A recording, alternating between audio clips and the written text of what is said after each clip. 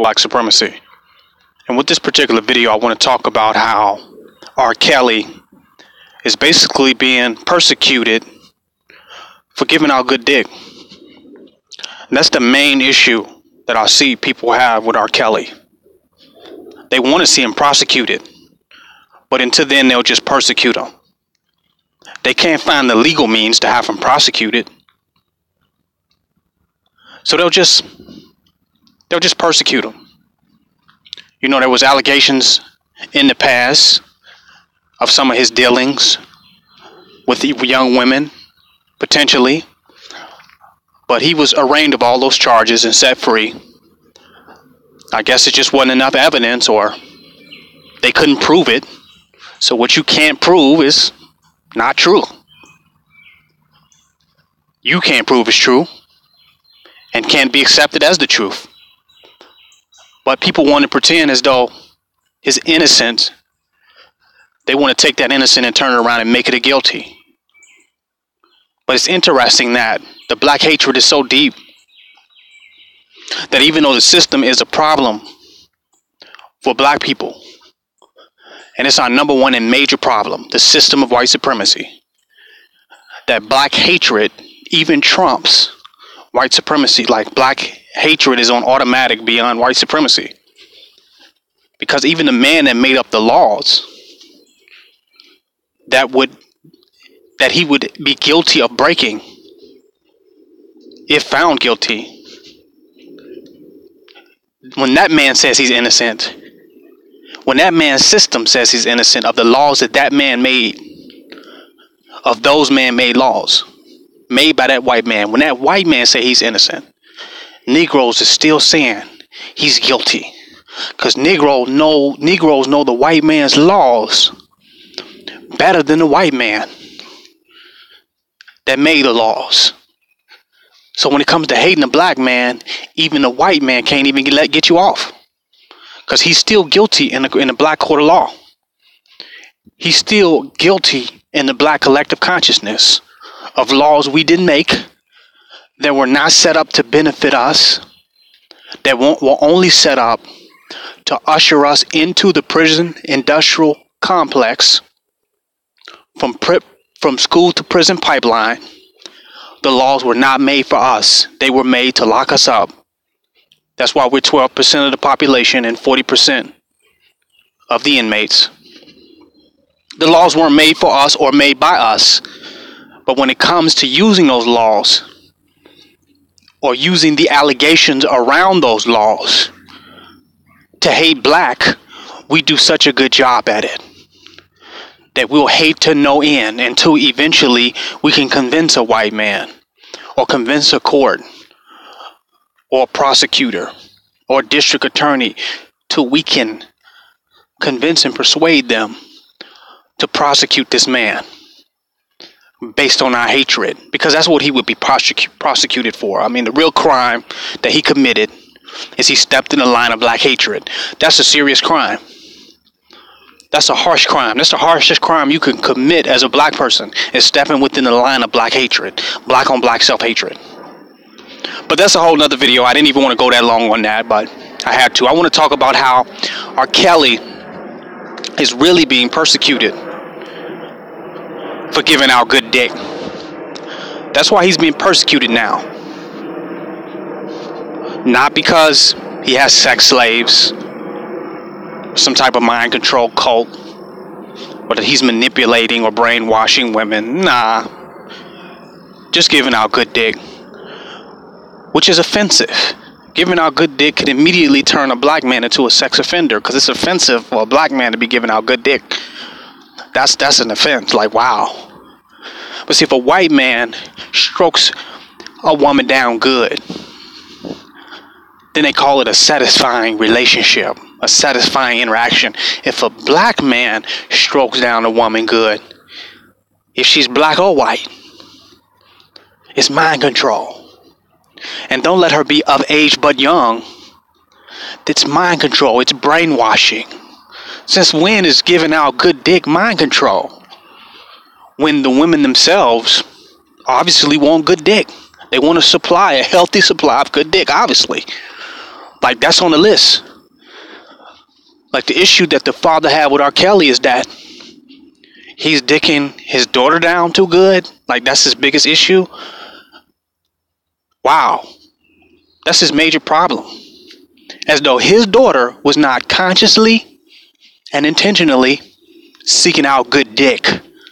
Because, you know, that's taboo in the society. Like, no one really wants to deal with that. Like, we don't deal with that till after the baby is born. Like, that's just a subject matter we don't go into. Like, who would want to imagine their daughter was looking for good dick and found it? What about the career you wanted her to have? Or the job? Or finish school? Or just whatever. The life you wanted her to have. What about that? Oh, that's not important. She don't find that important. She actually was on a quest to find good dick and found it from R. Kelly. Age wasn't nothing but a number, even though he's almost 50 or 50 plus, and she's slightly of age or older, or a little older, but still young relatively. He's old enough to be her father. Was that supposed to distract her from the desire for good dick? Because, see, a black man giving out good dick is a crime. Because that is the white man's fear. That is the white man's phobia. That is his pet peeve with black people. Their sexual veracity and virility. That's why they locking up Cosby. That's why Capleton was arrested on rape allegations. Why? The phobia. The persecuted and prosecuted penis. The hated phallic of the black man, even in 2018. All R. Kelly did was founded women that wanted good dick and gave it to them. They ain't been home since. We talk about domestic abuse, violence in relationship, divorce, all this. And we act like that's not related to the distribution of good dick. Like, at least 60% of relationship problems have to do with the distribution and supply of good dick. Let's keep it real. And you're mad that someone found that? So you wanted them to be unhappy, bitter, single parent, single black woman with hatred of a black man, or prostitute, or just woman that's out there? You didn't want her to be secured by a consistent supply of good black male penis? That's not what you wanted? Or you didn't have to factor that in? Maybe you should have warned your daughters. Hey, there's some good dick out there. Don't get on that quest. Avoid that quest at all options. Search for everything in life, but avoid good dick at all costs. It sounds ridiculous to me that if a black man has good dick, the woman he's with is automatically a sex slave. But if he got on a wife beater and he's going upside her head to stay with him, then that's just a dysfunctional relationship. That's just domestic abuse. But if he satisfies her, totally makes her surrender and submit and want to be with him because he's supplying a consistent distribution of good dick, then it's definitely something wrong with that. See, that's even a higher level of crime. See, domestic abuse, you beat a woman, you go to jail, you get locked up for 30 days, or it's a misdemeanor, you get some time in jail. You have to go through counseling. But if you give good dick, if you really giving out good dick, you're human trafficking. If you giving out good dick, you got sex slaves. If there's a satisfied black woman that's actually happy and want to be with the black man, then he must be a cult leader. Or they're sex slaves. Or it's a human trafficking situation, or it's mind control. Look at the dilemma. So there's no problem because the women want to be with R. Kelly and they're happy, and you create a problem. And if he's going upside their head for real, then you say, oh, they just having relationship issues. It's nothing I can do about that. We need to mind our own business. Hell, if he just put his hands on you, call the police or whatever, we can't get involved in that. But if you're happy, we're all fucking involved. If you're satisfied, there's definitely something fucking wrong. R. Kelly is not that deep. He's not a demon. He's not a part of the Illuminati or satanic sex rituals. He just slinging good dick and stroking their ass down. They satisfied. They don't want to leave. Good dick was more valuable to them than a lot of other people's priority lists. Good dick was at the top of the priority list, and they found it, and they're happy and satisfied. Some of the women messing with R. Kelly are actually, that have negative things to say about him, are just disgruntled because the supply of good dick is not being consistently distributed to them anymore. That's the real problem here. That's my point here. R. Kelly is being persecuted for giving out good dick. But it's a win. It's a lose-lose situation. Because if he wasn't giving out good dick and would manage to keep the woman, then it would be domestic violence, domestic abuse, argument. It would have to be the other dynamic. So either way, you're under attack, black man, in this society. If you do it one way or you do it the other. But the reality is, good dick is a staple.